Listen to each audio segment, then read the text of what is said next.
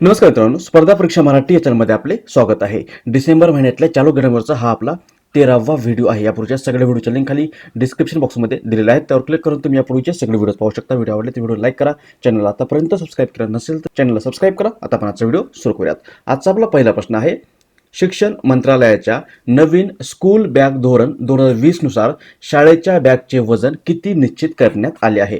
शिक्षण मंत्रालयाने काही दिवसापूर्वीच नवीन शिक्षण धोरण किंवा न्यू एज्युकेशन पॉलिसी किंवा यालाच राष्ट्रीय शिक्षण धोरण 2020 असं म्हटलेलं आहे, हे मंजूर केलेलं आहे. आणि हे नवीन शिक्षण धोरण 1986च्या शिक्षण धोरणाची जागा घेणार आहे. हे धोरण इस्रोचे माजी प्रमुख के कस्तुरीरंगन यांच्या अध्यक्षतेखालील समितीच्या शिफारशीनुसार स्वीकारण्यात आले किंवा तयार करण्यात आलेला आहे. आणि या नवीन शिक्षण धोरणानुसार 10वी व 12वीच्या बोर्डाचं महत्त्व कमी होणार आहे. तसंच शाळेची रचना यापूर्वी होती 10+2, आता हीच रचना 5+3+3+2 करण्यात आलेली आहे. या धोरणानुसार 6वी नंतर व्यावसायिक शिक्षण देण्यावर भर देण्यात येणार आहे.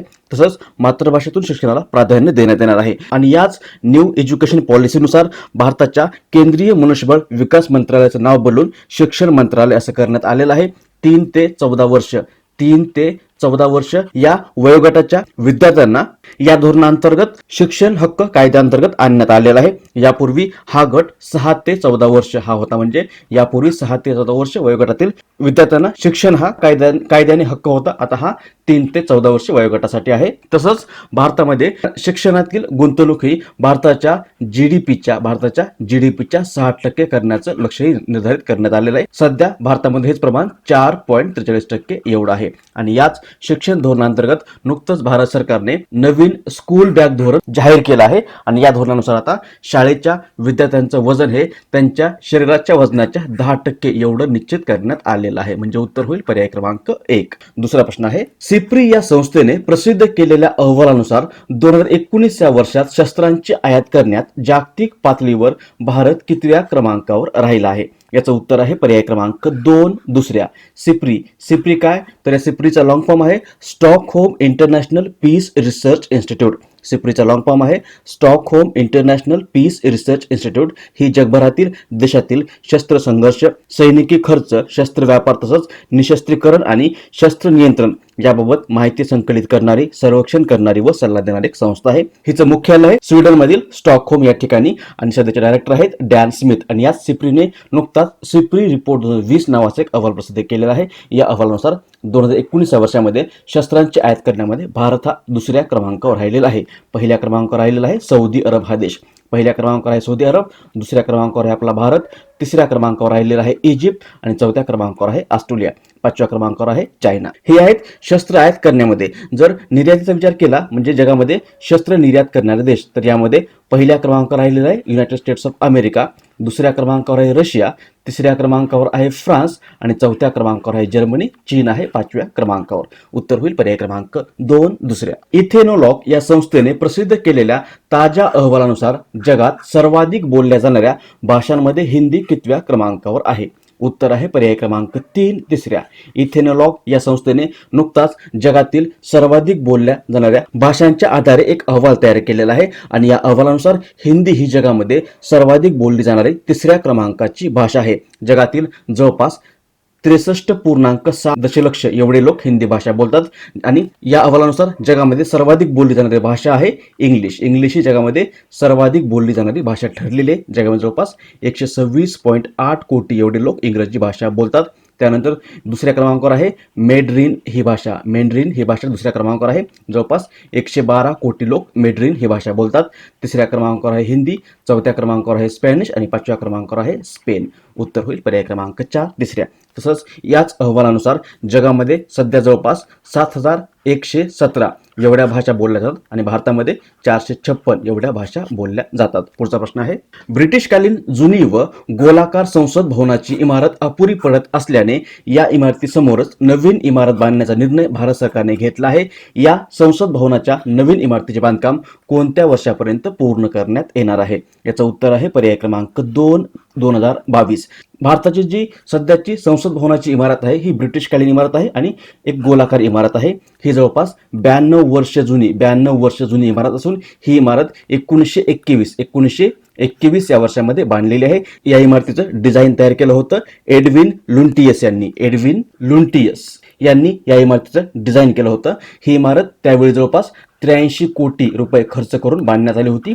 ही जवळपास 2.4 हेक्टर परिसरामध्ये पसरलेली इमारत आहे आणि ही ब्रिटिशकालीन जुनी व गोलाकार संसद भवनाची इमारत सध्या अपुरी पडत असल्यामुळे भारत सरकारने आता याच इमारतीसमोर नवीन इमारत बांधण्याचा निर्णय घेतलेला आहे आणि याचं भूमिपूजन नुकतंच भारताचे पंतप्रधान नरेंद्र मोदी यांच्या हस्ते करण्यात आलेलं आहे. ही इमारत बांधण्यासाठी जवळपास 971 कोटी रुपये एवढा खर्च येणार असून ही इमारत 64,500 स्क्वेअर फूट परिसरामध्ये पसरलेली इमारत आहे. 2022 पर्यंत हिचं बांधकाम पूर्ण करण्यात येणार आहे आणि या नवीन संसद भवनाच्या इमारतीचं डिझाईन तयार केलेलं आहे डॉक्टर विमल पटेल यांनी या इमारतीचं डिझाईन तयार केलं असून यांना गेल्या वर्षी पद्मश्री हा पुरस्कार देखील मिळाला होता. आपली भारताची संसद भवनाची इमारत जवळपास 92 वर्ष जुनी आहे. मग जगातील अशी कोणती संसद भवन आहे किंवा अशी कोणती संसद भवनाची इमारत आहे जी सर्वात जुनी आहे? तर जगामध्ये नेदरलँड या देशाची संसद भवनाची इमारत जवळपास 800 वर्ष जुनी आहे आणि जगातील सर्वात जुनी संसद भवनाची इमारत आहे.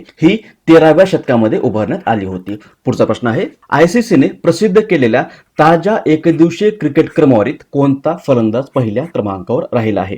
याचं उत्तर आहे पर्याय क्रमांक 1 विराट कोहली. आयसीसी म्हणजे इंटरनॅशनल क्रिकेट काउन्सिल, स्थापना 15 जून 1909 ला झालेली आहे. मुख्यालय आहे दुबई आहे UAE मध्ये. सध्याचे अध्यक्ष आहेत ग्रेग बारकले आणि CEO आहेत मनु साहनी. आणि याच आयसीसीने नुकतीच ताजी एकदिवसीय क्रिकेट क्रमवारी जाहीर केलेली आहे. यामध्ये विराट कोहली ह्या जगामध्ये पहिल्या क्रमांकावर राहिलेला आहे. रोहित शर्मा आहे दुसऱ्या क्रमांकावर. पाकिस्तानचा बाबर आझम राहिलेला आहे तिसऱ्या क्रमांकावर.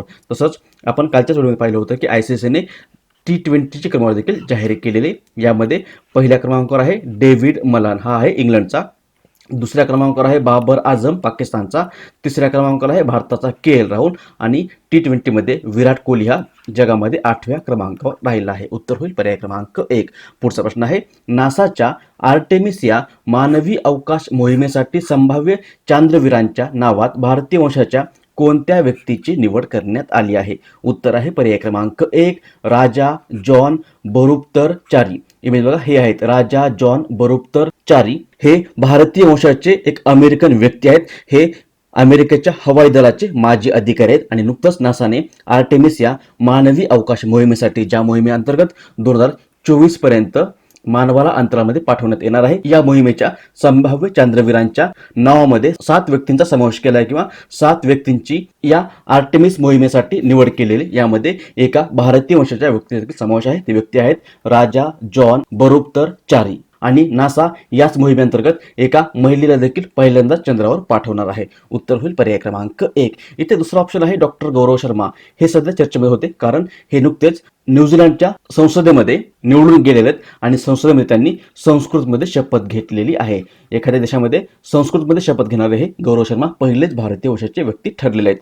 प्रियंका राधाकृष्णन या देखील न्यूझीलंडशी संबंधित आहेत. या भारतीय वंशाच्या व्यक्ती असून या नुकत्याच न्यूझीलंडमध्ये पहिल्या भारतीय वंशाच्या मंत्री ठरलेले आहेत. आणि रेणू देवी ह्या कोण आहेत? तर ह्या बिहारच्या पहिल्या महिला डेप्युटी CM आहेत, उपमुख्यमंत्री आहेत. इथे नासाचा उल्लेख आलेला आहे. नासाची स्पेलिंग आहे NASA. लॉंग फॉर्म आहे the national aeronautics and space administration.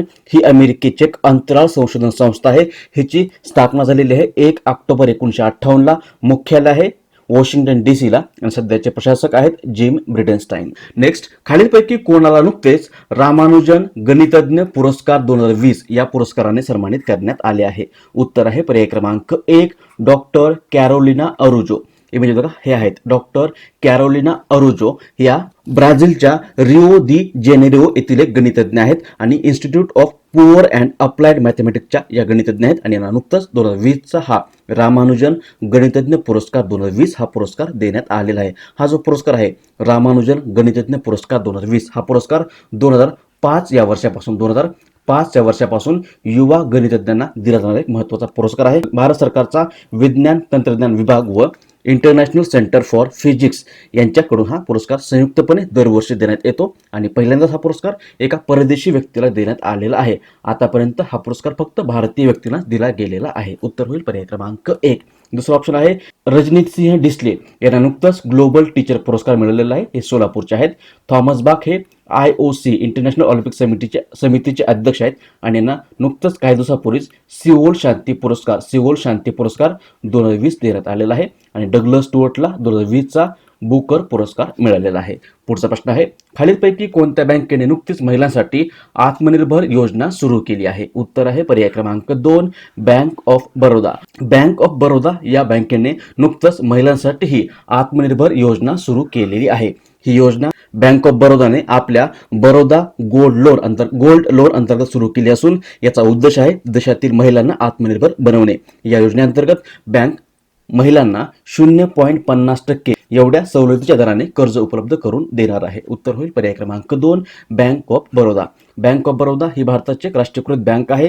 ह्याची स्थापना 3रे सयाजीराव गायकवाड यांनी 1908 मध्ये केलेले आहे. हिचं राष्ट्रीयकरण झालेलं आहे 1969 या वर्षी. मुख्यालय आहे वडोदरा गुजरातमध्ये आणि सध्याचे अध्यक्ष आहेत हसमुख अधिया. नेक्स्ट, फायझर बायोनटेक या कोविड-19 लसीला मंजुरी देणारा कॅनडा हा जगातील कितवा देश ठरला आहे? उत्तर आहे पर्याय क्रमांक 3 तिसरा. नुकतंच कॅनडा या देशाने फायझर बायोनटेक या कोविड-19 लसीला मंजुरी दिलेली आहे आणि आता इंग्लंड आणि बहरीन नंतर हा या फायझर बायोनटेक या कोविड-19 लसीला मंजुरी देणारा जगातील तिसरा देश ठरलेला आहे. त्यामुळे उत्तर होईल पर्याय क्रमांक 3 तिसरा. कॅनडा मॅपमध्ये बघा इथे आहे कॅनडा, राजधानी आहे ओट्टावा, पंतप्रधान आहेत जस्टिन ट्रुदेव आणि चलन आहे कॅनडियन डॉलर. पुढचा प्रश्न आहे, सध्या चर्चेत असलेले the city and the sea हे पुस्तक कोणी लिहिले आहे? हे एक नॉव्हेल आहे, एक कादंबरी आहे आणि हे पुस्तक राजकमल झा यांनी लिहिलेलं आहे. आणि याच राजकमल झा यांना नुकतंच काही दिवसापूर्वीच तिसरा रवींद्रनाथ टागोर साहित्य पुरस्कार देण्यात आलेला आहे. उत्तर होईल पर्याय क्रमांक 1. दुसरा ऑप्शन आहे मेघा मजुमदार यांचं सध्या अ बर्निंग नावाचं पुस्तक चर्चेमध्ये आहे. तिसरे आहेत बराक ओबामा यांचं अ प्रॉमिस्ड लँड नावाचं पुस्तक चर्चेमध्ये आहे आणि चौथे आहेत राजेंद्र डा यांनी नुकतंच माझी भिंत नावाचं पुस्तक लिहिलेलं आहे. माझी भिंत आणि याचं प्रकाशन महाराष्ट्राचे राज्यपाल भगतसिंग कोश्यारी यांच्या हस्ते करण्यात आलेलं आहे. आता कालच्या व्हिडिओमध्ये विचारलेल्या प्रश्नाचं उत्तर, कालच्या व्हिडिओमध्ये आपण प्रश्न विचारला होता, खालीलपैकी कोणाला नुकतेच एशियन ऑफ द इयर पुरस्कार जाहीर झाला आहे? याचं उत्तर जवळपास सर्वांनी बरोबर दिलेलं आहे. उत्तर आहे पर्याय क्रमांक 1 अदर पुनावाला हे सिरम इन्स्टिट्यूट ऑफ इंडिया पुणेचे CEO आहेत आणि यांनाच हा एशियन ऑफ द इयर 2020 हा पुरस्कार जाहीर झालेला आहे. उत्तर होईल पर्याय क्रमांक 1. आता आजच्या व्हिडिओचा प्रश्न, ज्याचं उत्तर तुम्हाला खाली कमेंट बॉक्समध्ये द्यायचं आहे. प्रश्न आहे, सध्या चर्चेत असलेली बाला देवी ही भारतीय खेळाडू खालीलपैकी कोणत्या खेळाशी संबंधित आहे? ऑप्शन्स आहेत फुटबॉल, नेमबाजी, कुस्ती आणि क्रिकेट. याचं बरोबर उत्तर तुम्हाला खाली कमेंट बॉक्समध्ये द्यायचं आहे.